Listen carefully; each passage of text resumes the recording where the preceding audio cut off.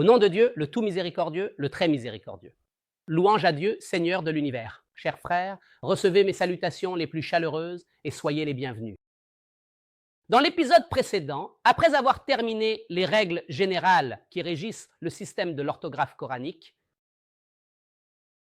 nous allons, dans cet épisode et les suivants, entrer, si Dieu le veut, dans plus de détails, mais nous allons nous arrêter sur une seule règle, celle sur laquelle nous allons nous concentrer pour l'expliquer en détail. Il s'agit de la variation de l'orthographe des mots ayant la même prononciation d'un contexte à un autre. En termes simples, il s'agit d'un mot en arabe classique dont la prononciation est identique, mais qui est écrit différemment selon le contexte dans le Coran. La question qui se pose alors naturellement est la suivante. Cette différence d'orthographe porte-t-elle des significations particulières? Ou bien est-ce arbitraire, aléatoire, dû au hasard, ou encore une erreur des calligraphes, s'il y en avait vraiment? Prenons par exemple le mot Al-A'la. Le mot Al-A'la a été utilisé pour décrire notre maître Moïse lors de son affrontement et de sa confrontation avec les magiciens. Lorsque la crainte s'est emparée de lui, Dieu lui a dit « Nous avons dit, n'aie pas peur, c'est toi qui es le plus élevé ». Et dans une autre sourate, Allah, exalté soit-il, se décrit lui-même comme étant le plus haut. Glorifie le nom de ton Seigneur, le très haut. Ici, la prononciation du mot Al-A'la est la même, mais ici, Al-A'la est une description de notre maître Moïse. Nous avons dit, n'aie pas peur, c'est toi qui es le plus élevé. Et ici, c'est une description de Dieu, exalté soit-il. Observez cette précision extrême. Il est impossible que ce discours et ce contexte soient d'origine humaine. Si ce mot avait été écrit de la même manière, il y aurait alors eu une similitude dans l'élévation entre l'élévation de Moïse et celle d'Allah, exalté soit-il. C'est pourquoi ici, l'orthographe diffère.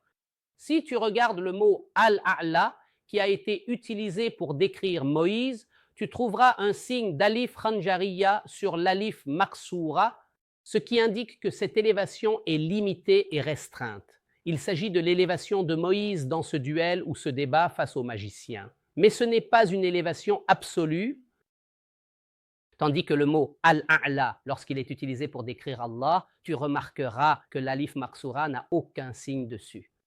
Franchement, y a-t-il un être humain qui ferait cela, ou un simple calligraphe qui prêterait attention à un tel niveau de précision?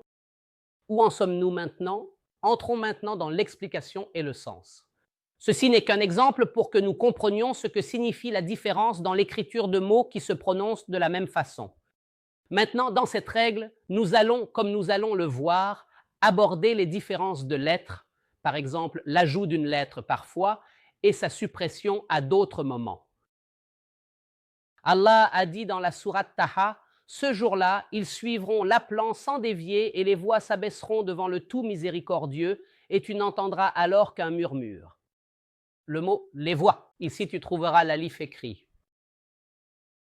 Et dans la sourate Luqman, Allah dit « Sois modéré dans ta démarche et baisse ta voix, car la plus détestée des voix est bien la voix des ânes, la plus détestée des voix. » Ici, dans la sourate Luqman, tu remarqueras que le mot est écrit sans alif, mais avec un alif kanjari, court alif sur la ligne.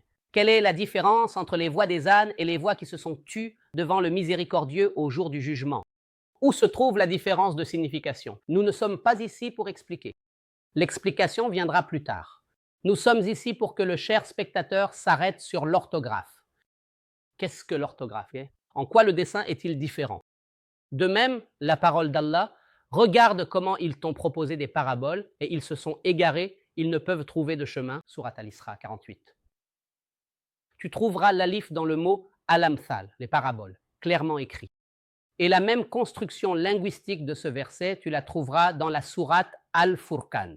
Regarde comment ils t'ont proposé des paraboles et ils se sont égarés, ils ne peuvent trouver de chemin. La même construction linguistique. Mais ici, le mot al-amthal est écrit avec un alif de prolongation bien présent. Et dans l'autre verset de la sourate Al-Furqan, l'alif est omis et remplacé uniquement par un alif kanjari, court. Qu'est-ce que cela? Qu'est-ce que cela? Nous arrivons aussi maintenant à une autre différence dans ce même axe.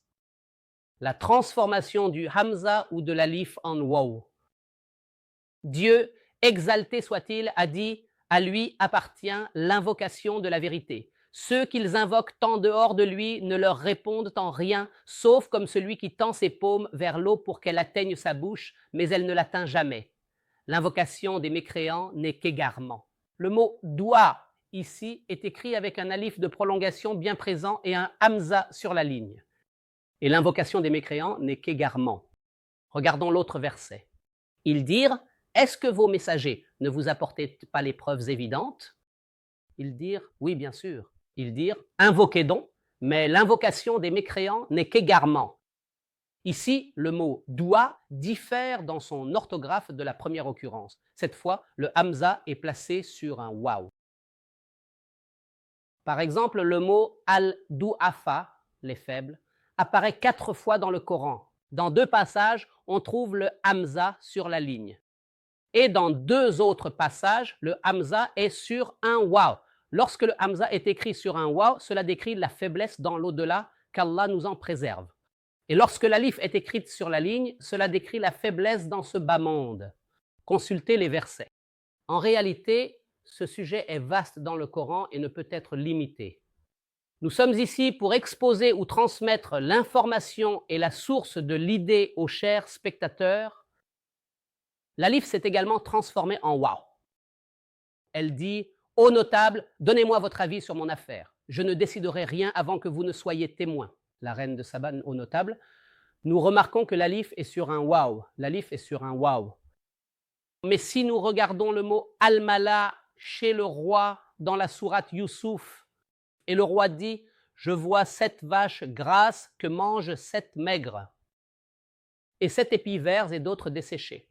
Ô notable, donnez-moi votre avis sur mon rêve si vous savez interpréter les rêves. » Nous retrouvons les anges dans la sourate Youssouf sur la langue du roi, est venu avec l'alif ordinaire allongé que nous connaissons comme en orthographe, tandis que Al-Mala dans la sourate An-Naml sur la langue de la reine de Saba est venu avec un waw. Qu'est-ce que cela? Il y a aussi la transformation de l'alif allongé en alif maqsoura dans Wa alfa ya sayyidaha lada albab et Wa alfa ya sayyidaha lada albab. On trouve l'alif. Et dans Wa id al-qulub lada al-hanajir kazim'in ma lil zalim'in min hami'min wala shafa'in yuta' et Wa id al-qulub lada al-hanajir, on la trouve sous forme d'alif maqsoura, tandis que dans la sourate Youssouf, Wa alfa ya sayyidaha lada albab, c'est un alif allongé, alors que la prononciation est la même, lada lada. Pourquoi ce dessin est-il différent? Nous allons conclure cette partie de l'exposé. Chers spectateurs, le mot ra'a dans le Coran apparaît dans 11 contextes où le hamza est sur la ligne, suivi d'un alif allongé, ce qui diffère de ce que nous faisons ou écrivons habituellement dans l'orthographe courante. Il y a 11 occurrences et elles concernent la vision oculaire. Falama ra'a kawkaban, lorsqu'il vit une étoile. Falamma ra'a al-shamsa baziga, lorsqu'il vit le soleil se lever. Lorsqu'il vit la lune. Lorsqu'elle vit, il vit sa chemise présentée par derrière. Il a vu, il a vu, il a vu. De quoi s'agit-il? Il s'agit de la vision par la vue. Mais il n'y a que dans 2 passages seulement. Dans la sourate An-Najm, le mot ra'a est écrit comme nous l'écrivons dans l'orthographe courante. Avis. Avec le court alif, qu'est-ce que cela signifie? Cela a des significations très profondes et nous y reviendrons plus tard lorsque nous aborderons la sourate An-Najm. Chers amis, jusqu'à ce que je vous retrouve dans le prochain épisode, je vous laisse sous la protection et la garde de Dieu. Que la paix, la miséricorde et les bénédictions de Dieu soient sur vous. Et sa miséricorde de Dieu et ses bénédictions soient sur vous.